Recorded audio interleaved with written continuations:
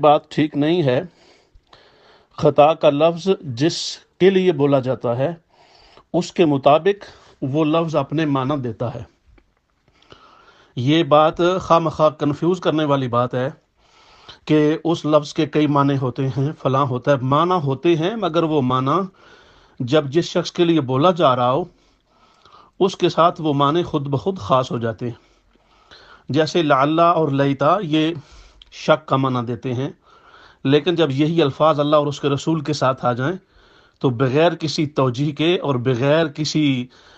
تردد و فکر کے ان کا معنی یقینی ہو جاتا ہے۔ یہ ایک اصول ہے جو تھوڑا سا بھی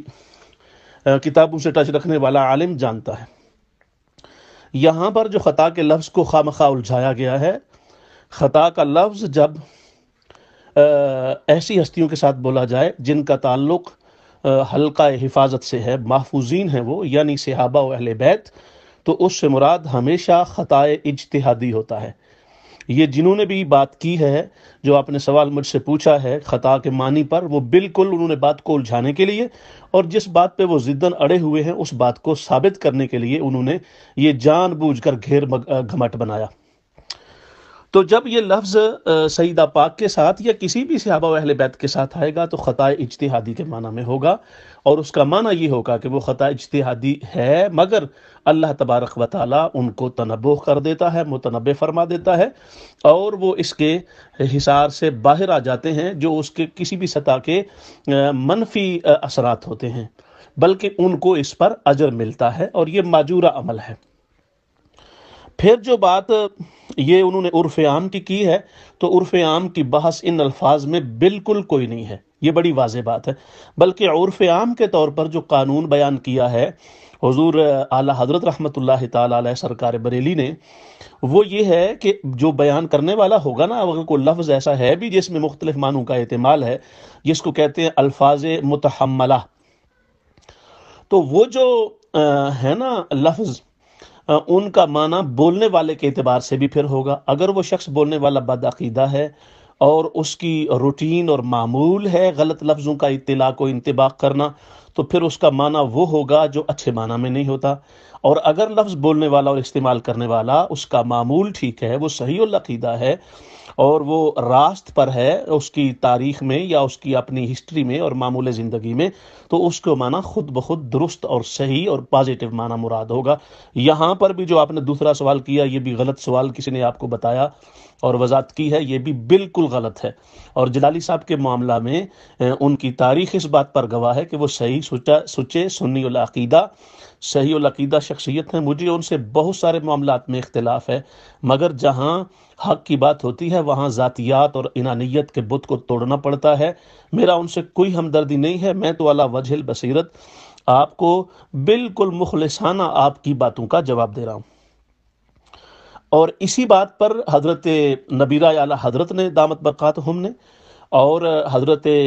محدث کبیر دامت برکاتہم نے اسی بنیاد پر یہ فتویٰ دیا ہے کہ ان کی جو وضاحت ہے وہ قابل قبول ہے، ان کا بولا ہوا احتمال والا لفظ وہ معنی مثبتہ میں ہے،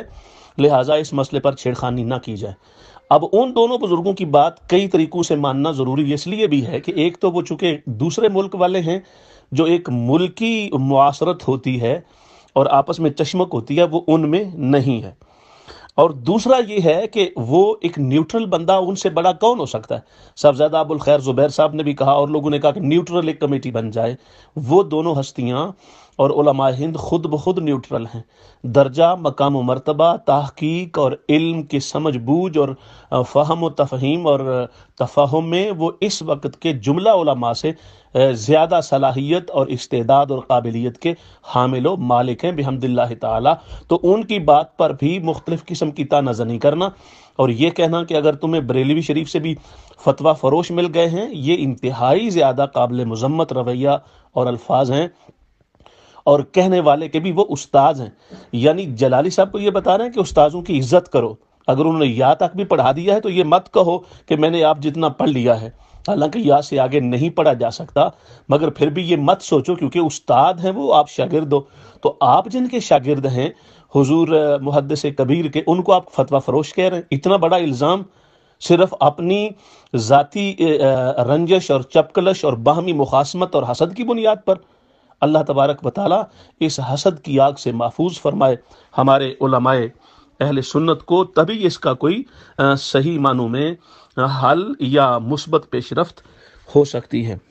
پھر یہ کہنا کہ جلالی صاحب اگر ایسا کر دیتے تو کیا ہو جاتا، کیوں کر دیتے؟ جب انہوں نے یہ کہا کہ جس وقت مانگ رہی تھیں اس وقت خطا پر تھیں، لیکن جب سیدہ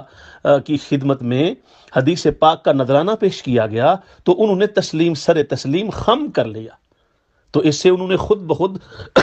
یہ جو کلام کا سیاق و سباق ہے، اس لیے تو جلالی صاحب بار بار کہتے رہے پوری بات تو سنو، پوری بات تو سنو، اس بات کو سنا ہی نہیں جا رہا۔ جب ان کے سامنے حدیث پاک پیش کی گئی انہوں نے اس کو سر تسلیم خم کر لیا۔ پھر انہوں نے کیا کیا کہ جلالی صاحب نے پھر الفاظ بدل بھی دیے اور پھر وضاحت بھی کی۔ چلو یہ کہتے ہیں دوسرے موقع پر نہیں کہ تیسرے موقع پر بھی کر تو دی نا، آپ نے موقع تلاش کرنے ہیں کسی کو گرفت کرنے کے، یا کسی کے واپس آنے کے مواقع خود انہیں دینے ہیں۔ دیکھیں کتنا بڑا ظلم ہے، اور میں کہوں گا یہ جبر ہے شریعت اور اسلام کے اندر کہ ایک بندہ واپس پلٹ رہا ہے اور پلٹنا چاہ رہا ہے، صرف میکسیمم ان کی غلطی یہ ہو سکتی ہے کہ انداز میں تھوڑا عدم احتیاط ہوا اور اس کو انہوں نے بدل دیا اور کئی بار بدل دیا اور کہا کہ اس سے میری مراد خطا اجتہادی تھی۔ ٹھیک ہے، احساس دلانے پر مانا ہے تو پھر کیا ہو گیا؟ ابھی تو آپ احساس ہی دلوا رہے ہیں نا۔ تو جب احساس دلوا کر انہوں نے مان لیا اور لفظ کو بھی بدل دیا تو پھر کیا مسئلہ ہے؟ پھر کیوں نہیں آپ مان رہے ہو؟ اس کا مطلب یہ ہے کہ بات مسئلے کی نہیں ہے، یہ جتنا طبقہ ان کی مخالفت کر رہا ہے یہ آپس میں ان کی گروپنگ ہے،